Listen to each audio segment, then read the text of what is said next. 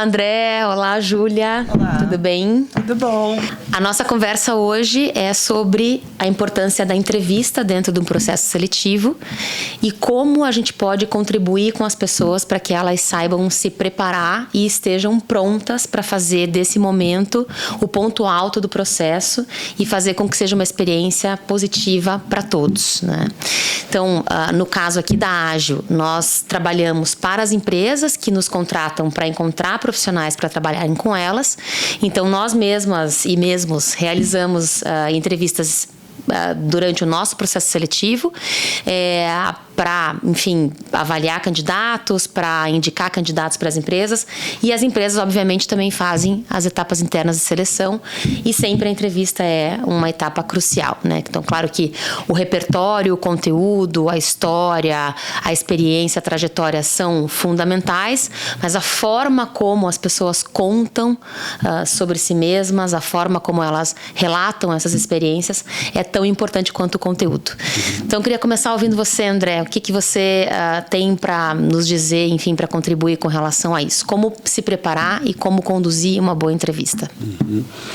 Legal, eu acho que esse é um tema super importante porque é um desafio para todo mundo, não importa o nível de senioridade.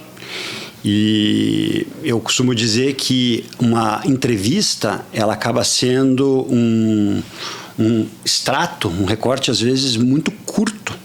Uhum. E aí você tem dois comportamentos no limite. O primeiro deles é uma pessoa que fala muito porque sabe que tem pouco tempo. E o outro é uma pessoa que fala muito pouco, respostas muito objetivas. Daí, a que fala muito pode ser percebida como alguém prolixo. E a que fala pouco pode ser, talvez, muito assertivo, muito objetiva. Né? Não tem história para contar. Isso. Então, eu acho que, assim, o princípio do storytelling, se a gente volta lá na época das cavernas, né?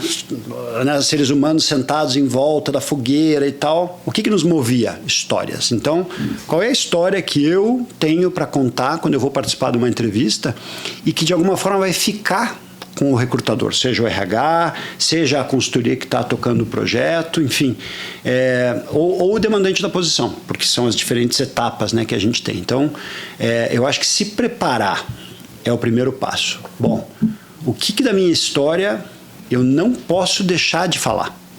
Que eu realmente acredito que cria um fit do meu perfil com a oportunidade para a qual eu estou sendo avaliado ou avaliada, né? E segundo assim, para começar aqui o nosso papo, né? Fazer o dever de casa, de estudar sobre a empresa. Porque quantas e quantas vezes a gente já não fez entrevistas onde você pergunta, e você tem alguma pergunta para mim sobre a oportunidade, sobre o projeto, sobre a empresa? Não tenho nenhuma pergunta.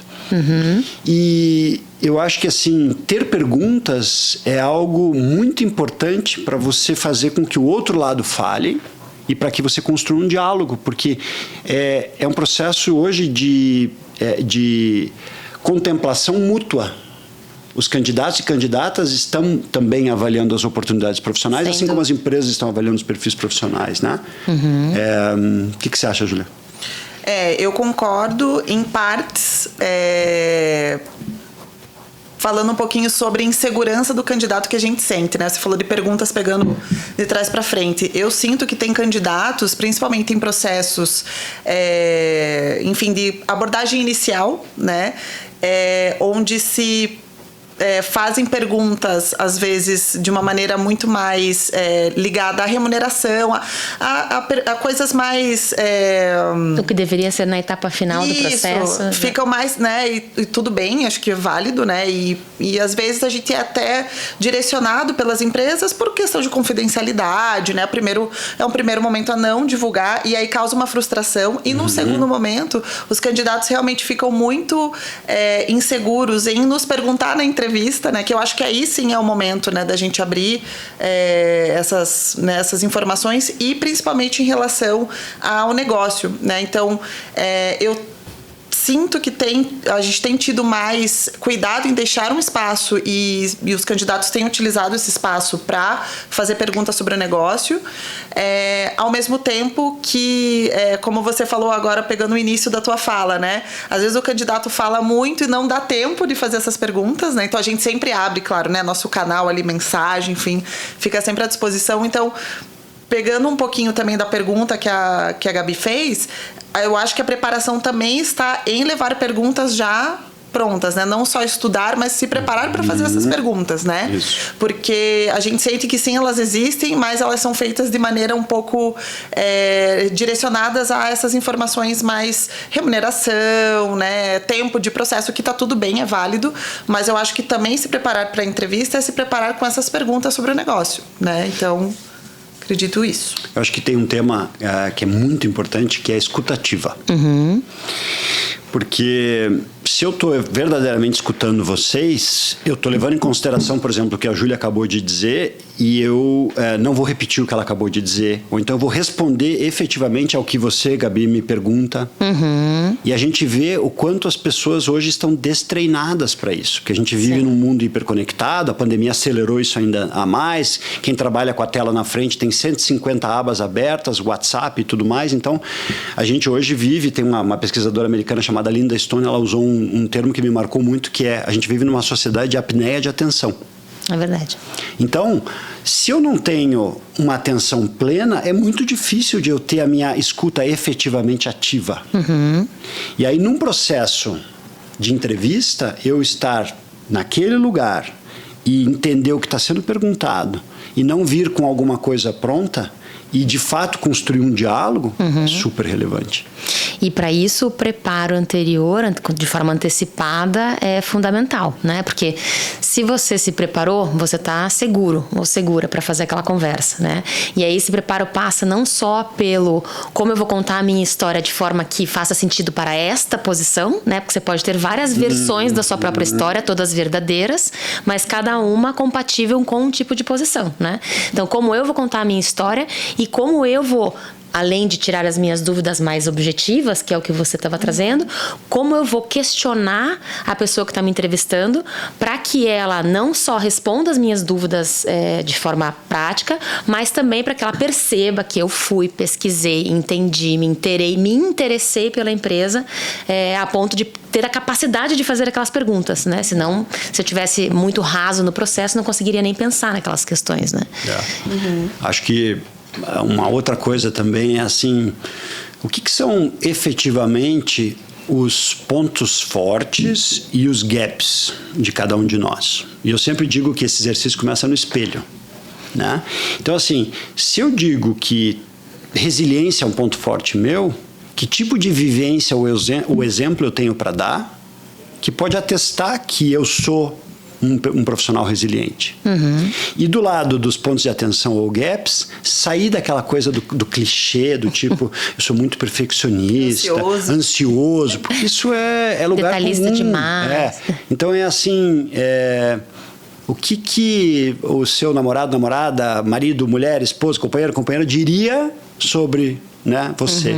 E essa é uma pergunta que eu acabo fazendo bastante para tentar entender quem que é aquela pessoa que está por trás daquele momento, porque numa entrevista as pessoas tendem a se apresentar na sua melhor versão.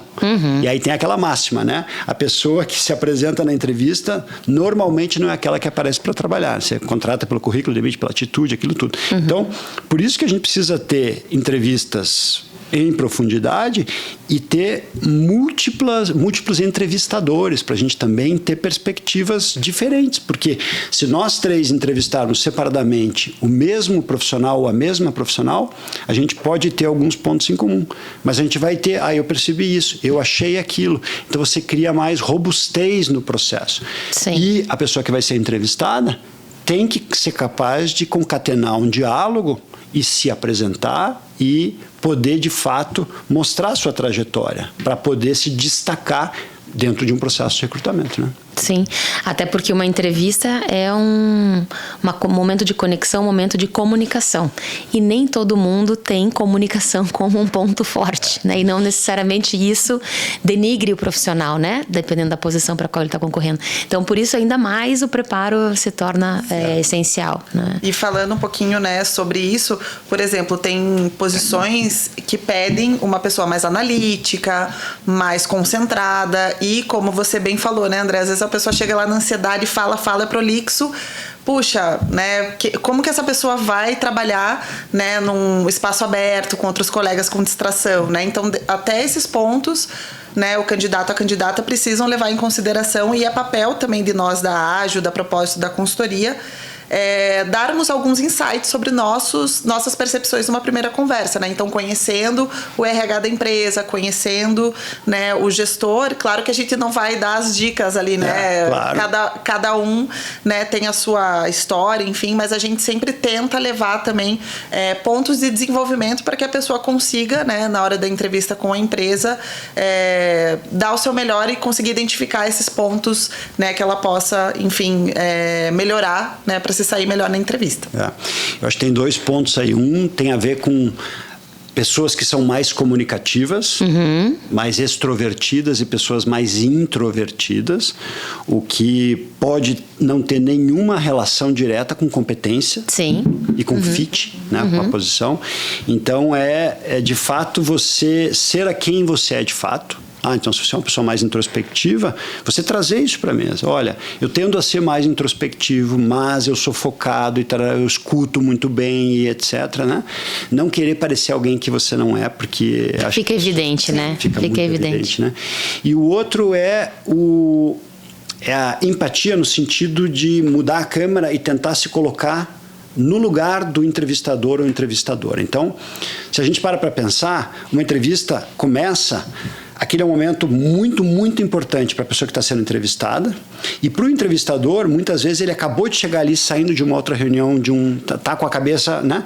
Então, você tem que ter a percepção se a pessoa está com você ou se ela começa a olhar para o lado, se ela começa a respirar, começa a se mexer, dá uma olhadinha no relógio. Em tela é mais difícil isso, Sim. né? Mas eu sempre digo, dá uma resposta, pensando assim no business plan, você dá uma resposta sumário executivo, e pergunta, você quer que eu dê mais detalhes? É melhor fazer isso do que dar uma resposta muito longa e correr o risco de perder a atenção da pessoa, né? Com certeza. Que além de não ouvir o que você está dizendo, ainda provavelmente vai julgar negativamente, né? O fato de você ter discorrido ali muito tempo sobre.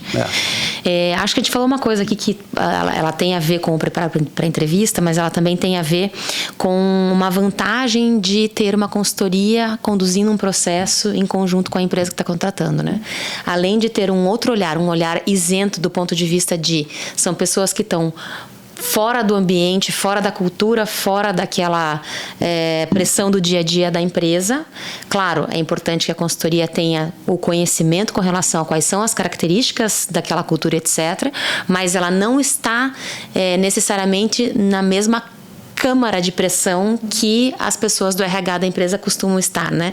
Então, a primeira etapa, ser com uma consultoria, já faz com que a pessoa que vá, ou as pessoas que vão ser indicadas para a empresa, passem a, vamos dizer assim, por um número maior de entrevistas. Então, de certa forma, já vão treinar também com a consultoria para serem entrevistados posteriormente nas etapas internas da empresa. E para a empresa, certamente, né, um olhar mais múltiplo e uma chance de erro ou de falha menor, né? Eu acho que a gente ajuda como consultoria a elevar o senso crítico para trazer um outro olhar que às vezes pode ser complementar, às vezes pode ser antagônico. Sim. Mas ele não por isso é menos rico. Porque no momento em que a gente tem percepções diferentes, por exemplo, do que as do cliente, e o cliente dá o espaço para um diálogo, a gente vai fortalecer a análise dos perfis e vai aumentar as chances de assertividade. Vai diminuir, minimizar as chances de erro. Sem dúvida. Porque a gente sabe que está longe de ser uma ciência exata, né? Comportamento humano, pessoas. Então, essa é uma dor de todas as organizações. Seja para atrair e engajar pessoas que estão vindo de fora, seja para avaliar, entrevistando e acompanhando e dar novas oportunidades, pensando em sucessão, em crescimento, em outras frentes, né? Então, acho que esse lado ele é super importante. Acho que outra coisa que me ocorre assim é o aspecto comportamental. Então, se eu apareço numa entrevista, normalmente eu vou pensar assim, como é que eu vou me apresentar?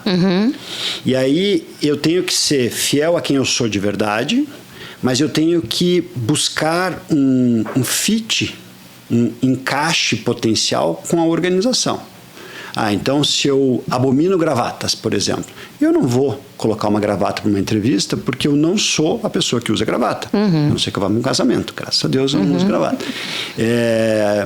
Por outro lado, se eu quiser usar as roupas que eu uso na minha casa, no dia a dia, eu posso passar uma impressão que não vá ao encontro das expectativas da posição. Então, depende muito do tom que cada um quer dar. Porque hoje em dia eu acho que é isso. Todos nós temos o espaço da sua voz, de como eu quero me expressar, de como eu quero me vestir, de como eu quero me apresentar na sociedade. Mas o mundo do trabalho e a interação nas entrevistas passa por esse olhar de como a pessoa está se apresentando, de como ela está se comportando, a postura corporal. Eu falo muito com as mãos, eu mexo muito as mãos, né? Italiano assim. E eu acho que assim, se eu tentar segurar as minhas mãos, eu vou querer paralisar. Então eu preciso, né, o olhar nos olhos. Né? Tem, assim, o olhar fixo demais você pode deixar o outro desconfortável. O olhar de menos pode parecer que você está fugindo, tem alguma coisa que não está confortável. Então, de novo, é aquela cadência social que a pandemia ela impactou a todos nós. Vocês devem lembrar disso. Eu me lembro no começo, quando eu voltei a conviver no social, eu falei, meu Deus do céu, estranho. Acho que eu aprendi. Pra cima. E a interação pessoal, né? No olho no olho. Sim, muito diferente. É muito mais o impacto, né, de você ressignificar essa presença. Passou a ser impactante estar com pessoas, o que não era. Mas é verdade, esse é um tema bastante... ele parece um tema que já foi amplamente discutido, talvez uma discussão não mais necessária, mas pelo contrário, eu acho que com a abertura cada vez maior das empresas e com o desejo das pessoas se expressarem da forma como são, etc., também cada vez mais, isso se tornou um tema extremamente difícil, né? Extremamente... Eu acho que se a gente pega o exemplo recente da cartilha do Banco Inter, né, que teve uma repercussão gigante no mercado, que é querer colocar todo mundo na mesma forma. E aí você contrapõe isso a um ambiente onde a gente precisa exercitar, se letrar sobre o tema da diversidade. Parecem mundos que não tem pontos de convivência, quando na verdade existe o mundo do trabalho, existe a forma de se colocar, existe a forma de se vestir, de se portar e etc., mas também existe a necessidade da diversidade e de respeito às diferenças. Sim, e cada um respeitar os limites, né? Porque o profissional também precisa respeitar, claro que desde que não seja algo abusivo ou que, né, contraponha com seus valores. Isso. Ou que seja, não seja algo antiético, todos têm que ceder. É como em qualquer relacionamento, né? Afinal, é uma relação, né, entre pessoas e empresas. Todo mundo acaba tendo que ceder alguma coisa. Então, se naquele ambiente não é adequado, sei lá, certo tipo de vestimenta que seja, será que eu me interesso por fazer parte dessa empresa? Poxa, sim, me interesso. Então, o que me custa me adequar um pouquinho, né? Às vezes, ou dizer não. Ou dizer que não faz parte das suas escolhas, exatamente. E é um pouco do que eu estava falando anteriormente em relação à consultoria, né? Falar um pouco sobre o que talvez dentro de uma entrevista direto com a empresa não exista oportunidade num primeiro momento. Porque, claro, a pessoa, né, quando está participando de um processo seletivo, a gente parte da premissa que ela quer ser escolhida, que ela está ali, como o André bem falou, dando o seu melhor. Então, ela acaba também ocultando e não perguntando algumas coisas um pouco mais, né, protocolares e de código de conduta, né? Então, nós, né, volta e meia a gente fala para os candidatos, né? Puxa, né, a vestimenta, um local mais, né, com menos ruído. Então a gente dá dicas até sobre, né, dress code, né, que do caso, né, do Banco Inter veio à tona novamente. A gente nem lembrava mais, né? Só não usar pijama tá tudo certo, né? Exatamente. Dress code pós-pandemia. Mas então esse olhar da consultoria faz com que também o candidato se sinta mais à vontade para perguntar esses pontos que são super relevantes no dia a dia, sem se expor para a empresa, né? Até como que é o gestor, né? Ele é uma pessoa mais fechada, mais comunicativa, né? Ele é mais formal, menos formal, né? Como que é o linguajar dele no dia a dia? Será que eu vou me adaptar? Então, essas nuances são bem, a gente, né, são bastante comuns e fazem muita parte da gente, né, do trabalho da Ágil para a preparação e condução do processo seletivo. Por isso que eu acho que mais de uma entrevista na empresa é muito importante. Sim. Em ambientes diferentes. Tá, então se eu fiz a primeira online, vamos tentar fazer uma presencial, porque é muito importante olhar no olho, sentir o cheiro, andar pelas dependências da empresa, outro tipo conhecer, de percepção, né? Os dois lados estão se conhecendo, né? E a outra coisa é o seguinte, puxa, participei de uma entrevista, se tiver uma oportunidade, tenta fazer um bate-papo que não seja mais uma entrevista, faz um café, um almoço, um jantar, conhecer a pessoa, porque é uma pessoa com quem você deve se relacionar por muito tempo, ou por um bom tempo. E eu acho que o tema conexão, ele é muito relevante e ele é uma condição crucial quando a gente pensa em engajamento e permanência das pessoas, né, nas empresas. Então, aquilo que a gente já falou aqui, quer dizer, remuneração é um fator de atratividade, mas é fator de higiene. Ou seja, se não tiver uma boa remuneração, não vai acontecer. Mas tendo uma remuneração atrativa, depois que se tem o aceite, isso sai da equação e o que fica? O ambiente, o desafio, as relações e tudo mais. Então, muito importante ter diferentes momentos de interação para criar mais profundidade e maturidade, né? Ou seja, a gente está falando, na verdade, de um preparo para entrevistas dos dois lados, né? Sem dúvida. Preparo do candidato, mas também em mesmo nível, mesmo grau de importância, um preparo da empresa, né? Das pessoas que vão fazer o processo. Você falou uma coisa, você falou isso, eu me lembrei, eu tive a oportunidade em 19 de participar daquele evento SXSW, South by Southwest, e assisti uma palestra dos dois criadores, né, fundadores do Instagram, que depois venderam para o Facebook. E eles falavam ali uma expressão que me marcou muito, que é a da espiral da morte do recrutamento.